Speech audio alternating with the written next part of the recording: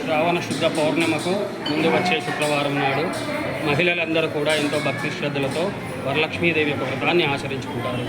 ఈ వ్రతం ఒక ముఖ్య ఉద్దేశం ఏమనగా మహిళలందరికీ మంచి ఆరోగ్యము, అఖండ సౌభాగ్యము, ఈ వరలక్ష్మీదేవి యొక్క వ్రతం వలన ఈ వ్రతాన్ని చేసి ఆ లక్ష్మీదేవి పాల్గొని ఇవన్నీ కూడా పొందుతారని విశేషమైన వారం ఈరోజు.